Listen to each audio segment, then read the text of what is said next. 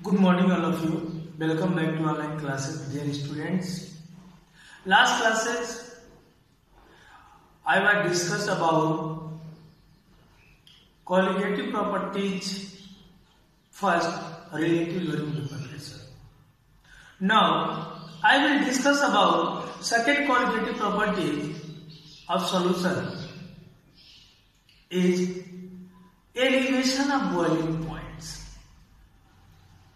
Now, I discuss about what means elevation.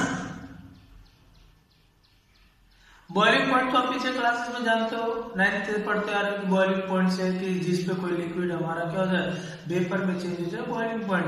या दूसरे word में कह दो कि जो लिक्विड जिस टेम्परेचर पे एटमॉस्फेरिक प्रेशर के बराबर हो जाए, वेपर में कन्वर्ट होकर वो हमारा क्या कहलाता है, बॉइलिंग पॉइंट कहलाता है। लेकिन यहाँ पे एक वर्ड यूज हो रहा है, एलिवेशन। एलिवेशन एक तरह का मैथमेटिकल वर्ड है। एलिवेशन का मीनिंग क्या होता है कि बढ़ना। एलिवेशन का मीनिंग क्या होता है, बढ़ना।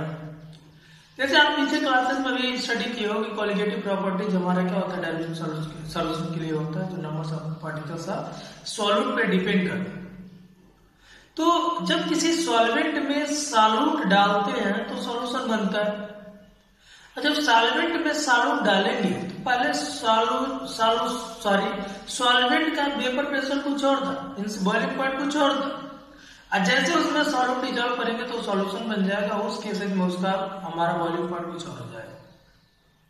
और यही चीज है कि जब हमारा प्योर सॉल्वेंट के बॉइलिंग पॉइंट्स और सॉल्यूशन के बॉइलिंग पॉइंट्स का जो डिफरेंस होगा, वही हमारा क्या कहता है, एलिवेशन ऑफ बॉइलिंग पॉइंट्स कहलाता है। क्या कहलाता है, एलिवेशन ऑफ बॉइलिंग पॉइंट्स कहलाता है। जैसे अगर आप इसको समझने की कोशिश करो तो अगर सॉल्वेंट ले लो, जैसे मान लो वाटर ले ली, और वाटर दूसरा एक कंटेनर में वाटर और शुगर मिला के ले लिए।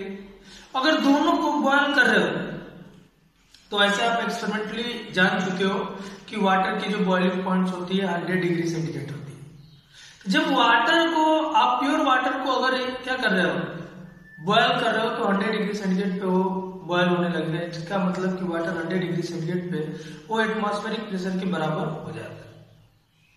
लेकिन जैसे उसमें शुगर एक सॉल्यूट मिला दिए तो सॉल्यूशन बन गया। अब दोनों को अगर हीट कर दो, एक साथ हीट करो एक कांस्टेंट टेम्परेचर से, क्या दोनों की बॉइलिंग पॉइंट सेम होगी? नहीं। उस सॉल्यूट की वजह से उस सॉल्यूशन की बॉइलिंग पॉइंट बढ़ जाएगी और उस वाटर की बॉइलिंग पॉइंट तो 100 डिग्री सेंटीग्रेड ही रहेगी, तो कांस्टेंट है क्योंकि वो प्योर सॉल्वेंट है। क्लियर? तो यहां पे एलिवेशन ऑफ बॉइलिंग पॉइंट से हो जाएगा the difference between boiling points of solution and boiling points of pure solvent is known as elevation of boiling points. Clear? जैसे हम लोग इसको डिफिनेशन के रास्ते यहां समझते हैं, ध्यान देना। Elevation of A boiling point. Clear? आप लोगों को समझ में आ गया होगा कि एलिवेशन का मतलब होता है राइज कर जाना, और बॉइलिंग पॉइंट का मतलब समझते हो कि ऐसा टेम्परेचर जिसमें लिक्विड वेपर में कन्वर्ट हो जाए। क्लियर? तो अगर आपसे कोई पूछे व्हाट आर इसका डिफिनीशन, तो क्या दोगे? The difference boiling points are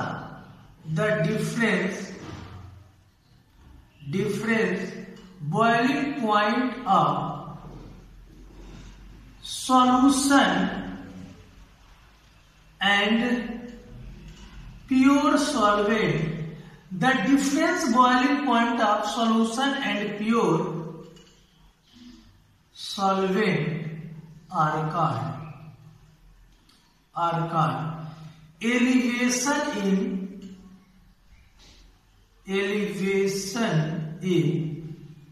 boiling point. Elevation in boiling point. Clear? समझ में आ गया होगा।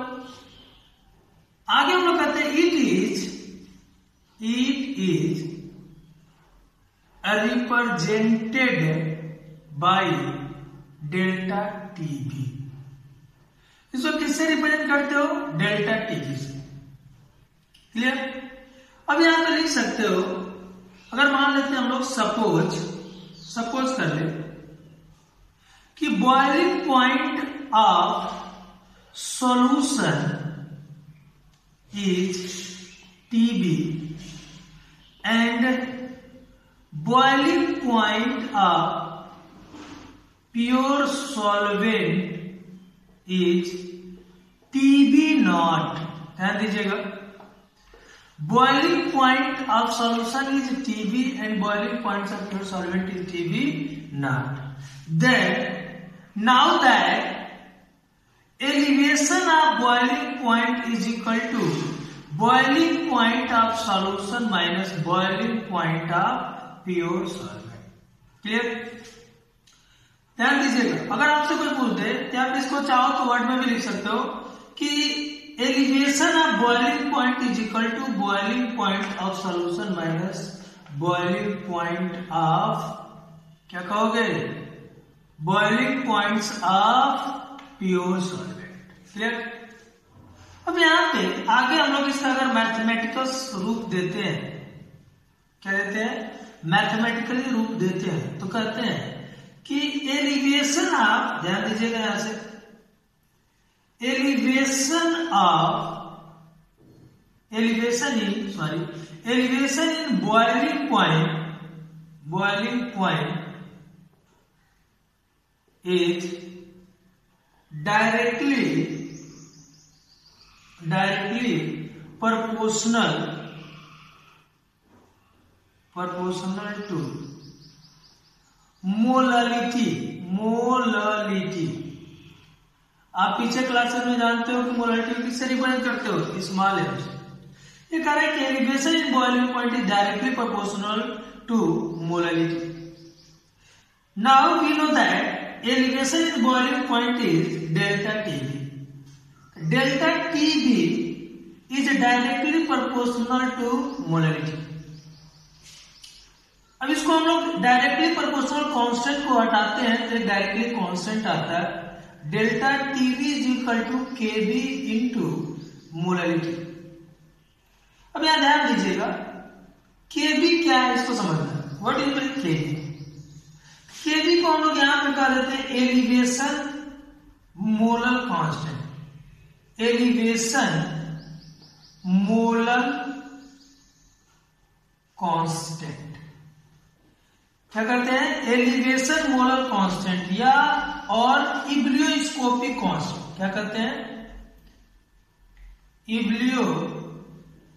इब्लियोस्कोपिक कांस्टेंट। ध्यान दीजिएगा, अब यहां से हम लोग कहते हैं KB इज इक्वल टू, अगर निकालेंगे तो डेल्टा TB अपॉन मोलारिटी हो जाएगा।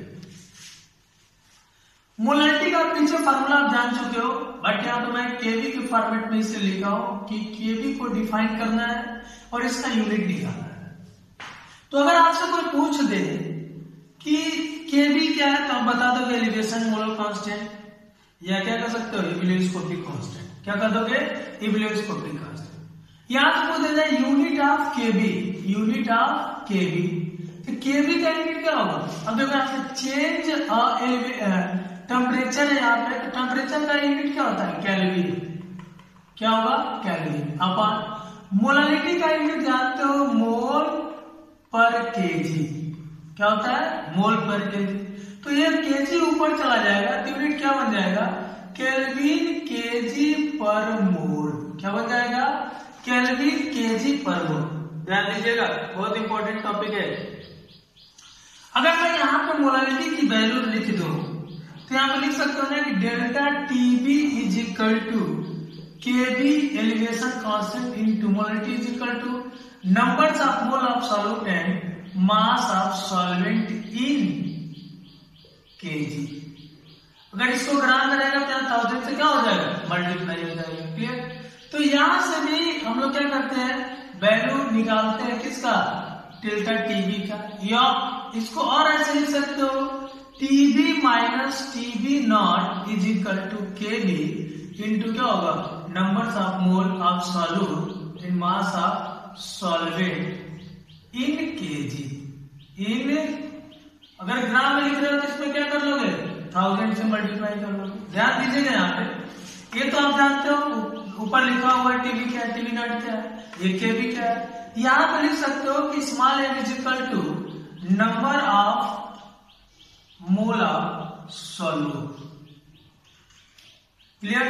और MS is mass of solvent, किसका मास है, सॉल्वेंट, क्लियर। समझ में आ गया होगा पूरा, अच्छे से समझ में आ गया। कई बार ये कहा देता है कि डिफाइन केवी,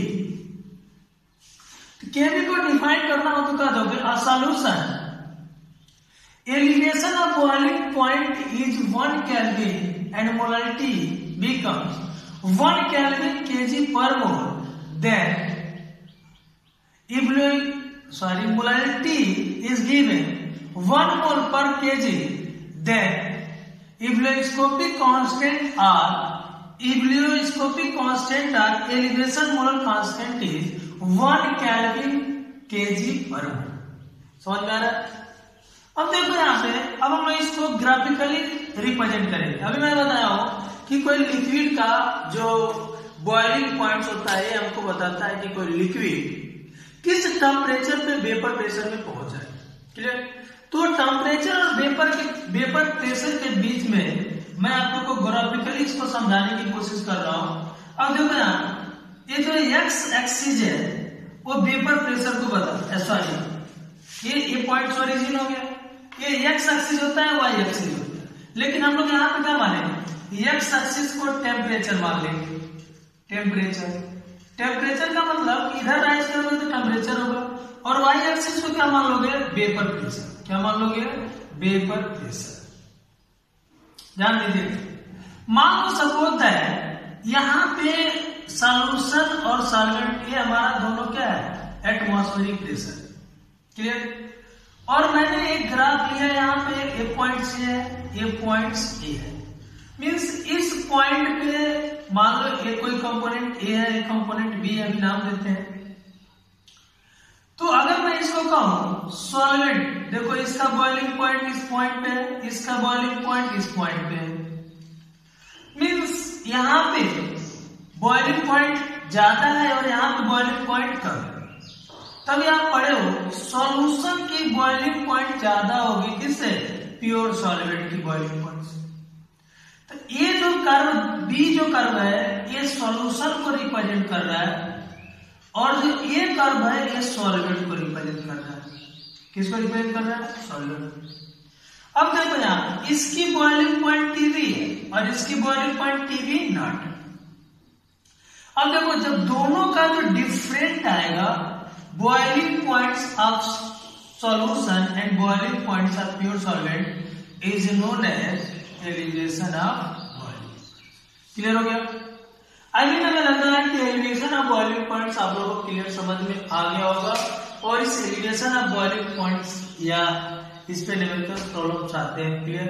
कई बार हमारा 1 नंबर में पूछ देता है unit of KV, important topic है। कई बार पूछ देता है डिफाइन केवी, या पूछ देता है कि केवी को हम लोग क्या कहते हैं। तो आप अभी पढ़े केवी एलिवेशन मोलर कांस्टेंट या एब्लियोस्कोपिक कांस्टेंट। Thank you.